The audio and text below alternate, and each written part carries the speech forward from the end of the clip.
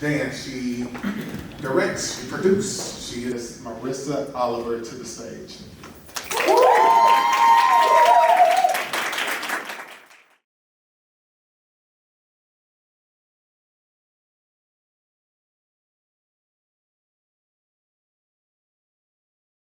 You actually, thanks for being here again. Absolutely. What's cool about you and I both is that I like to call us unicorns, just because it's so rare to see someone who is black and is actually from Northwest Arkansas. Like, people will ask me all the time, they'll be like, where are you from? And I'm like, I'm from Bentonville. And they're like, oh, but where are you really from? I'm like, I'm from Bentonville. So I think it's cool that we're able to connect on that, but also able to truly connect on artistry. And that's one thing I've always really appreciated about you. Can you tell the people a little bit about your journey into music? Yeah. I began in church. I was a pastor's kid. My dad was a pastor. Family was very, very rooted in faith. So church is where I got my beginning in music. I grew up singing in church, playing instruments in church, and it wasn't always what I wanted to do. Sometimes I didn't have a choice. But I'm grateful for the foundation because, in my opinion, gospel music is the foundation to all music. And so, yeah, I grew up in church, and gospel was the first genre that I was really exposed to as a kid. Really, the only genre I was exposed to as a kid. I eventually, got into some other things: R&B, funk, pop, soul, all of that. I like to kind of intertwine all of that. I just love music. I truly do. So, yeah. That's awesome. One thing that I can say about you and your music is that this is a true creative. You create your music from top to bottom. Can you talk a little bit about that creative process? Everything that you hear in my music is done by me. Every lyric, every harmony, all the background vocals, I do all the production, I mix and master it, I do all of it. And I'm fortunate enough to be able to say that. And I typically, when I start a song, I typically get the melody first. So I'll just, hum or something or whatever. And then a lot of times, well, really all the time, the production comes next. So I get I kind of get like an idea of what I want, like what drums I want, what bass guitar I want, horns, all that, strings. Lyrics usually come last. And when I say last, I mean like dead last. Sometimes I have a whole song constructed and don't have a single lyric. But I know all of my harmonies and all of my melodies and chord progressions, all of that. But the lyrics typically is what I struggle with the most. Which a lot of times when I tell people that, they don't believe that, but it truly is. I do struggle with the lyrics. But I don't believe it. Well, yeah. But all right, whatever you say. Tell us a little bit about your works, and you've had an album. You've made some great works. Tell us a little bit about some of your cool stuff. Yeah. So in 2020, right in the thick of COVID, I released an album called Pulse. And I had worked on it. I had started working on it a day after my birthday, actually. So January 6th of 2020. And I went and recorded it down in Pine Bluff, Arkansas. That's where all my family's from. And recorded it in a week. Every song I did, I recorded in a week. And not only recorded, I didn't have equipment at the time. So I did all of the production there too. He had a keyboard for me and all the little things that I needed. And I literally would go from 7 in the morning to 10 at night every day. And I would just get in there and grind it out. and recorded it. Released it in 2020, October 7th to be exact, and ended up taking it down temporarily for some reasons. But I actually ended up re-releasing it probably back in like 2022 maybe, and I included some songs on it that weren't on the original. The one y'all heard earlier, Bad Thing, is on there now. And it's funny because I wrote that in 2021, and it was actually intended for my second album, and it was called Undefeated. Ended up scrapping it. It was completely recorded, everything was done, just scrapped it. But I ended up going back and putting it on post when I re-released it. And so I have some other songs. I did a song for my sister.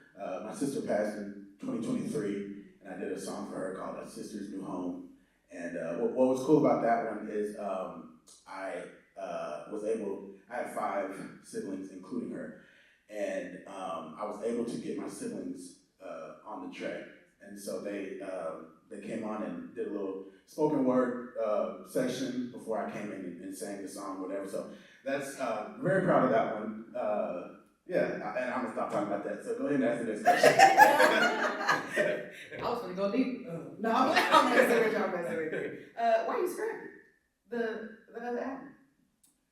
You know, I don't really know.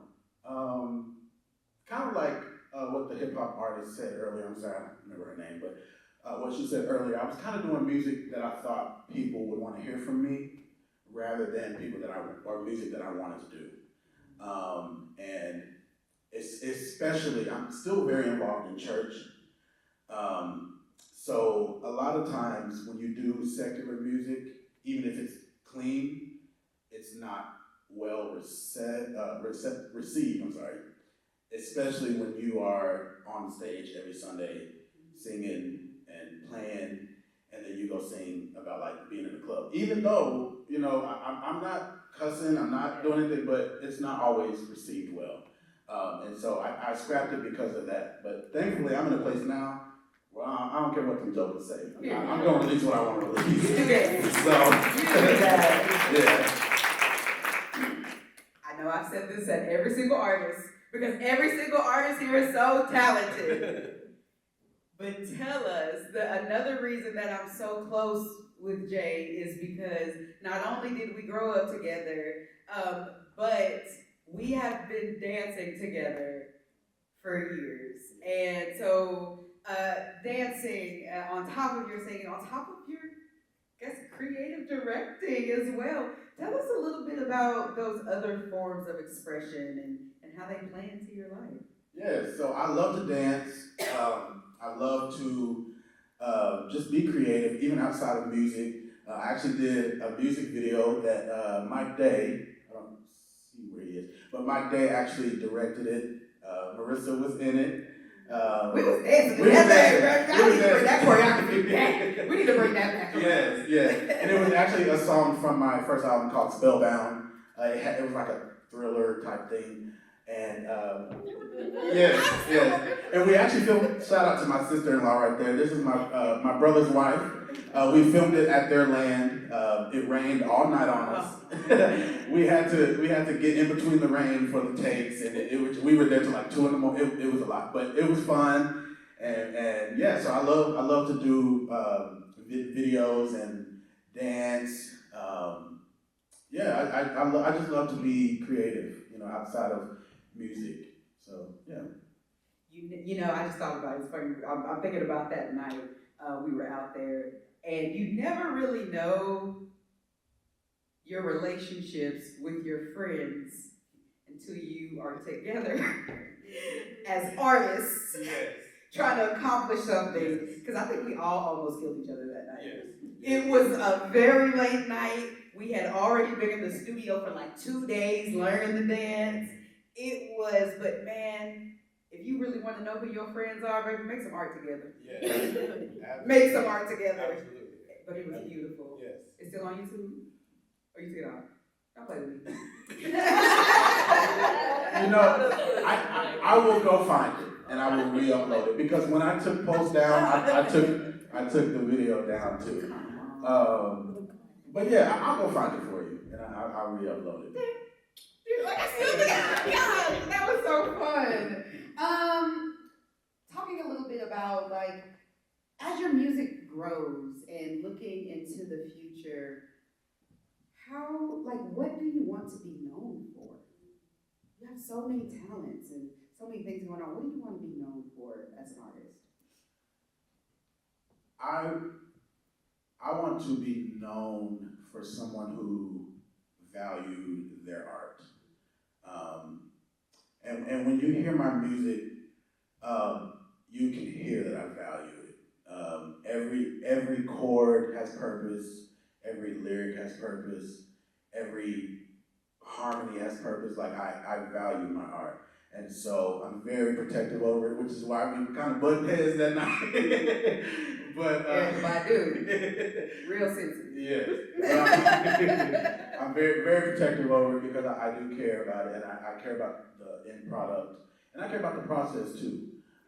Because you can't have a product without the process, and so I love to just sit and just write and record all day. Kind of like what I said about Pulse. I was in there from like 7 in the morning to 10 at night, and it didn't bother me. I get up and do it again the next day because I value my art. And so I care about how it's received, but at the same time, if I like it, it's the best thing in the world to me. So of course I want people to like it, but if they don't, I like it. So, that's not all that matters, but it's all that matters. Yeah. Before we hear something else from you, tell us what's coming next. What's coming up for you? So, y'all gotta promise me that y'all ain't gonna share this, okay? Secret. But I'll go ahead and give y'all an inside scoop. Well, actually, let me say this. I had my whole album recorded. Over 20 songs. I wasn't gonna use every song, but I had some stuff to pick from. And 3 days before Christmas, all of my equipment was stolen. Every last piece of equipment, including my laptop, I lost everything. But today, I have all of my equipment back, and I did not pay a penny for it. Come on, bless it! Yeah. And so I have some great friends, Jordan. I have some great friends, some family, my dad, my uncle, my brothers. They pitched into. I'm about to cry. Yeah, no. That was. Yeah. I remember that was a really big deal. No. When that, and let me share this. Just share it. So, okay, I'm gonna get on this real quick and I'll move on. When my sister passed, my sister was one of my biggest supporters in music. And,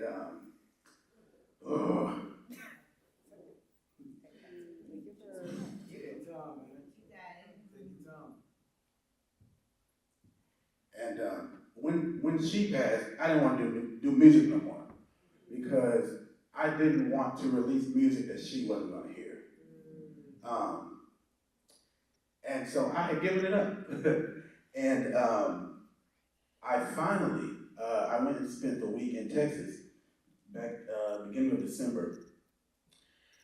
And I was at my dad's house, and he's a truck driver, so he was gone all day, so I used all that time to record, because I don't like to record when people are around.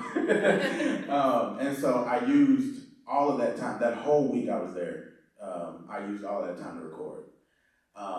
And so it had taken me, my sister passed in 2023, and this was at the end of 2025. So it had taken me about 2 years to finally get back into it. And so I was like, when that happened, I was heartbroken because I was like, man, I finally get up and do it again. And y'all gonna come and take my stuff? Yeah. Like, that's crazy, bro. Yeah. And so, like I said, I have all of my equipment back. Didn't have to pay a dime. Shout out to family, friends, all of those people. But anyway, back to your question. Like I said, I grew up in church. I'm a church boy at heart. So I am actually in the process. Is anyone familiar with the story of Paul, Saul to Paul, Damascus Road? If you're not, Saul was on Damascus Road, met Jesus, turned into Paul, he was transformed, all that. So I'm in the process of doing a secular album and a gospel double album. And it is going to tell the story of Paul. But it is going to be through the perspective of a character, and I'm going to be that character, and his name is Damascus. And so I'm going to start the album with, the secular pop, funk, all that, and then we're going to slowly transition. It's going to tell the story of redemption, so it's going to slowly transition into the gospel session, and it's going to be called Damascus Sin to Salvation. So, yeah.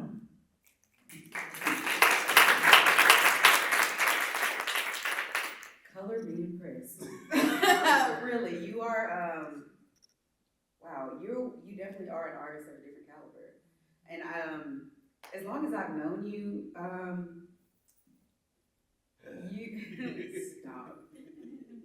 As long as I've known you, you always impress me. Always. And just knowing and like, gosh, we're not gonna do this, but seeing you as a little boy and seeing you now as this man who's just so creative and all of that, and like, people don't realize, like, we grew up here and people try to label us a certain way because of where we grew up. And they try to say that we're not this and we're not that because of where we grew up. But I think looking at you, like, you show that we do have that in us, and we can be whatever we want to be, no matter where we come from, no matter what type of area we grew up in. And you are constantly evolving and growing and showing that you can do whatever it is that you want to do from wherever you come from. So I really, really appreciate that about you. Thank you so much for being here today. Thank you for having me.